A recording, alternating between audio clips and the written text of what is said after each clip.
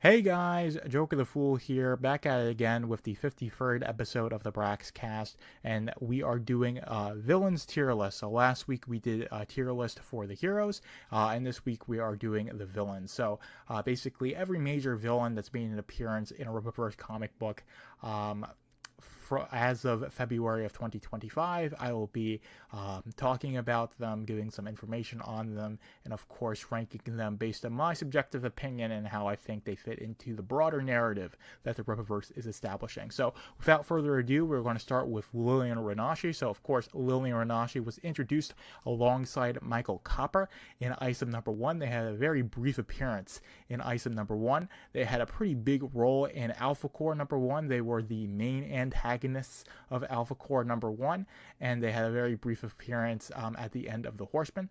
And of course, they have their own entries in the Flores Park Gazette for both the first and second Ripazine, and because of all of that, that generated enough fan interest that they are getting their own graphic novels. So Black Eye Club is being written by Sylvia Saska, and that's going to go into Michael Copper's story, and The Cursed is going to be a Japanese horror story taking cues from Junji Ito, if I'm getting that correctly, and that's going to chronicle Lilian Renashi's story, and that is being written by Jen Saska. Of course, I think they're going to be both fantastic books. I don't want to play favorites with either one of these characters. I love Lilian's gossiping East Asian mystical vibes that she gives off, and I love Michael Copper's playboy vibes that he gives off. And of course, they both have Dokumon cards, so we know a little bit about them. Michael Copper's got his powers that are associated with his eyes. Lilian Renashi's got the energy-based powers, especially with that Jack Herbert cover for Alpha Core number 1, really highlighting those powers. So I'm going to place them both in A tier. I think they absolutely deserve it. They're definitely going to be heals, not only for the Alpha Core, but just for basically anybody who's going to get in their way. And with everything that they're doing, they're going to get in the way of a bunch of people. So we're now moving on to Galvin. So Galvin and Billy Bob Quinn were introduced in Alpha Core number 1. These are the villains that Michael and Lilian were working through to do all of their nefarious plans that was chronicled in Alpha Core number 1. And I think these characters, I think Galvin with his electric powers and his fight with Ingrid proves that he's got a little bit better in terms of being a competent character than Billy Bob Quinn. Billy Bob Quinn being foiled at a bank robbery by Brian Solari and the bank manager. He's definitely a big bruiser character, but he's got to be managed by his grandmother and by the people that he's recruited to do all of the nefarious things that happens throughout Flores Park, with the events of Alpha Core number 1 just being a drop in the bucket. So now we're moving on to Blitz and Sturm. So Blitz and Sturm are this couple that appears in Horseman. Horseman Welcome to Flores Park, I should say, because we've got the ongoing series, and they are the climactic characters. So we have this climax at the end of Horseman, and they're ones who facilitate that. They are X-Ups. They give a really they're too much for Horseman Alpha Core to come in and save the day, but they're pretty easily foiled by Alpha Core. I'd say much more so than Billy Bob Quinn and Galvin are. So while I do like these as characters, I think I'm going to place them in the C tier because they've got some pretty good, pretty strong powers. They were pretty interesting. But they were really easily thwarted by Alpha Corp. So that is the reason. And while they've got the interesting powers, I think Sturm has got the metallic powers. I think Blitz is like super strong. But anyway, they're definitely more minor X-Ups. I would say even more so than Galvin and Billy Bob. But next, we're moving on to the big dog. That is Shodron. So Shodron has a very slight appearance in Alpha Core number 2. Of course, it's a flashback appearance. It's not, we haven't seen him in the current timeline yet. This is one of the things I speculated on a while ago. I think even before I did Braxcast was, would Shodron make an appearance in Item number 3? And now we don't have Item number 3 at the time of me recording this. I definitely think there could be another conflict with that. That would be very interesting. But of course, Shodron kills a teenage girl that Isom was trying to save, and this is what makes him hang up his cape, or hang up his cape, but it makes him hang up his suit and retire from hero work until the events of Isom number 1 forces him back into that role. So on that basis alone, I am going to place him in the top of the A tier. He's a really interesting character. Absolutely love the guy. In terms of like his design and the mystery surrounding him, but we have that one appearance in Isom number 2 and nothing else, so we don't know that much about him. We just know that he's this massive bruiser character.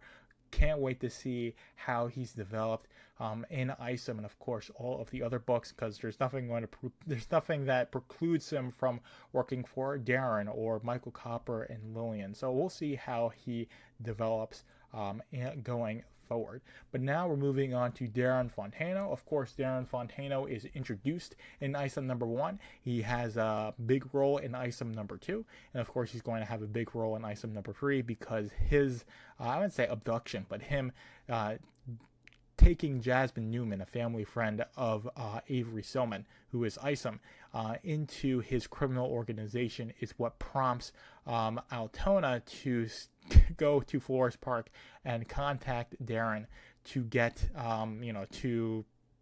to basically facilitate the events of Isom number 1, which is what gets him back into being Isom. So on that basis, I'm going to place him in A tier. I'm going to place him above Lillian and Michael, but behind Shodron, because while he's got, Club Merc and he's building this empire in Forest Park and he's doing all these really interesting things, he still isn't as powerful as the events of Isom number 1 would make him out to be, because at the beginning of Isom 2, he gets his butt handed to him by Projexis' CEO, Lincoln Eusebio. So he's definitely got some more of a, he's got to, develop more along his arc to be the real nefarious villain that I would say you thought he was in Isom number 1. You see that he has his limitations, and of course he is not an accept. He uses accepts to enforce his empire, or enforce and build his empire, I should say.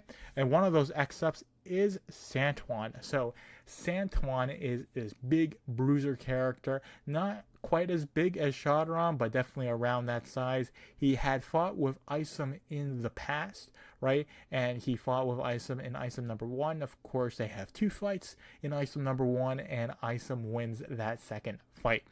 So I'm going to place him pretty solidly. I'd say I place him like at the top of B tier, because he is this big bruiser character, but he's definitely a mercenary.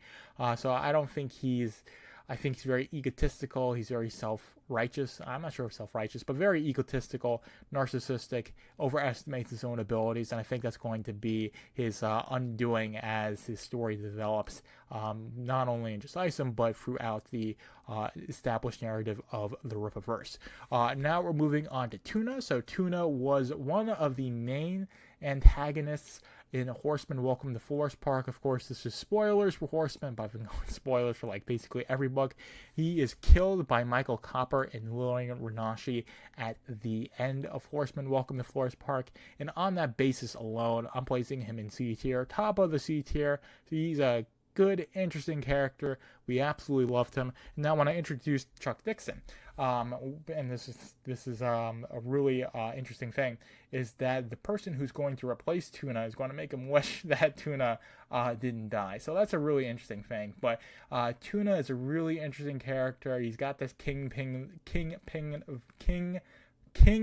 vibe, can't speak today, that really drew a lot of the fan base towards him. I think if he does not come back as like a zombie, probably a cybernetic character, like someone fishes out his body, makes him like a cyborg, and then he's like a cyborg criminal mastermind, would be a really interesting plot line. I think that's something that they should consider doing, because he was an interesting character, and with having only one appearance in Horseman Welcome to Forest Park, I think he's going to be a bit underutilized if that is his first and only appearance. But now we're moving on to Magus Newmite. So, of course, Magus Newmite appears in Yaira number 1. He, I'm going to go with he, is pretty essential to the story of Yaira number 1. I would say he's the main heel along with Yanessa and Yantoni. And I'm going to place him at the top of A tier because while he seemed to have a pretty definitive death in the end of Yaira number 1, or towards the end of Yaira number 1, the implication is that he's coming back in Yaira number 2. And the way that he survives, or how he survives, I'm sure we're going to figure that out. But just on that basis alone is going to make him a really interesting character, and it's going to place him at the top of the A tier. Now we've got Yanessa and Yantoni. Now Yaira is an alien, so there's an alien race of people who are like Yaira. Yanessa and Yantoni are members of that race, and while they are while they get while they are defeated by Yaira in the events of Yaira number 1, I still think they are really interesting characters. I'm going to place them, I'd say, in between Shadron and Darren Fontano. I'm going to place them there on equal footing. So we'll see how their characters develop if they do come back. Like Magus Newmite is basically confirmed to come back with the way Yaira number 2's collection advertising has been presented to the viewers.